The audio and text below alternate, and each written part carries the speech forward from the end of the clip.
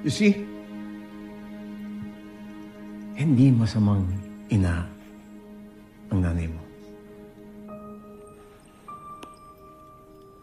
Hindi kayo nabandona at sumama sa ibang lalaki na gaya ng iniisip mo.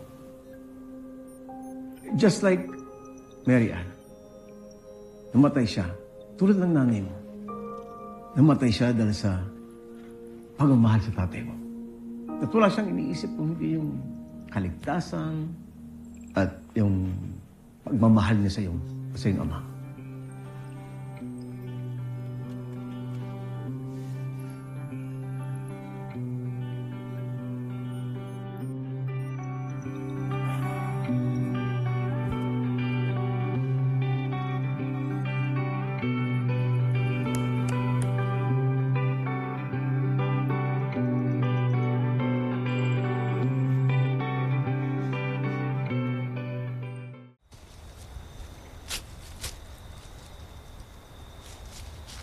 So, totoo nga na bumalik na si Ava. Ano ibig sabihin nun? Di nagdrama-drama lang siya. Paano na yan, Kuya Steve? Paano mo na maliligawan si Ate Jamie kung nandyan na naman si Ate Eva? Ligaw agad? Ito talaga sa bunso pa talaga nang galing yung ligaw. Bata ka pa.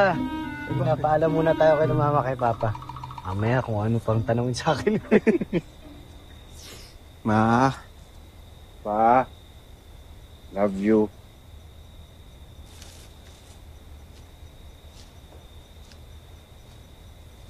Bakit nandito ka na naman, ha? Naghahanap ka na naman ng away? Relax. Hindi naman ako nagpunta dito para makipag-away sa inyo. Bakit ka nandito?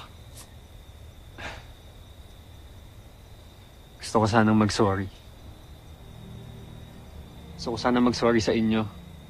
Pati sa mga masasabang nasabi ko sa mama nyo. Truth be told, naiinggit kasi ako sa inyo. Lagi ko kasi nakikita kung gaano ka-ideal na mother si Mrs. Armstrong. Isang loving and caring na mother. Nakakala ko wala ako. I was wrong. I was very wrong. Kagaya rin pala ng mama nyo yung nanay ko. Pareha silang nag-sacrifice ng buhay nila para maligtas ang family nila. Maligtas. Oo, Big Rick. Long story, pero okay naman na ako. Hindi na ako naiinggit sa inyo. Kaya, sorry talaga. And I hope maging okay na tayong lahat.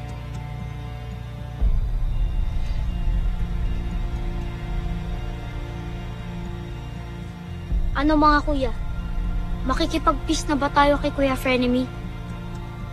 Ma'am.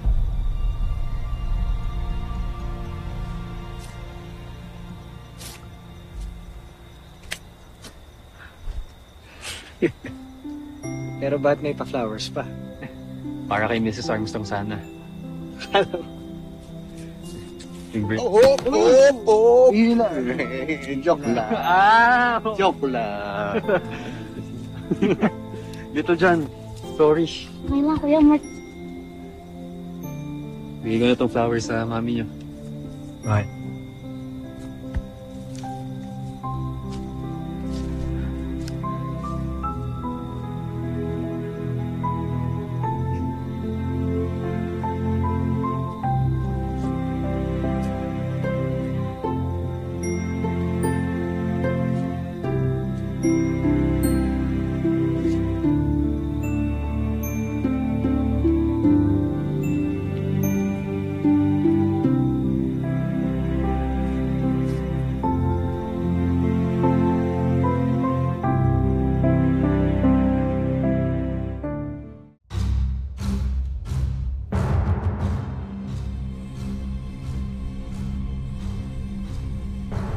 Hindi na ako makapaghintay pa.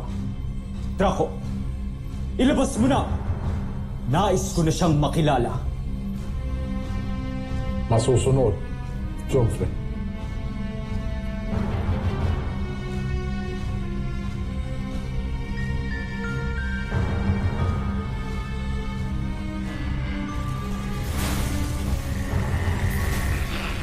nais kong ipakilala sa inyo.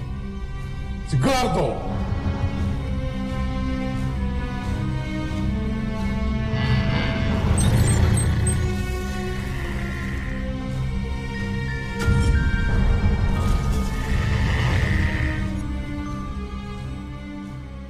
Susunod sa Voltes 5 Legacy. Dami-dami mo sigurong girls sa Grabe, parang mas marami pa nga mga gadgets dun kaysa sa mga babae. Ano bang itsura ng loob ng camp? Kasi alam mo, mula bata pa lang ako, pinangarap ko nang makita yung loob nun. Pero until now, hanggang labas lang ako ng camp. Alam mo, matutupad na yung pangarap ko na yan. Pwede ba ako dun? Di nyo pa rin nasasakop ang planetang yan. Malapit na, kamahalan. Kaliit na planeta. Hindi nyo matalo. Anong klaseng pinunong mananakop ka, Zatos? Nasisiguro kung tataas ang rango natin sa oras na matalo ng ating Beast Fighter si Voltes 5. Kuradong ako mauupo sa tabi ni Prinsipe Zardes. Mataas masyado ang pangarap ko. Ako ang dapat uupo sa tabi ni Prinsipe Santos. Sige, magpatayan na lang kayo dalawa para ako na lang ang uupo sa tabi ng prinsipe. Ako ang uupo sa tabi ni Prinsipe. Ako ang gumawa kay Gardo. Ako ang upo! Ako! Homsa!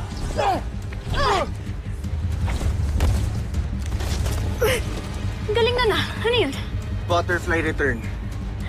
We have sighted the Bosay ng Beast Fighter heading towards the north, papuntang general direction ng Camping Falcon.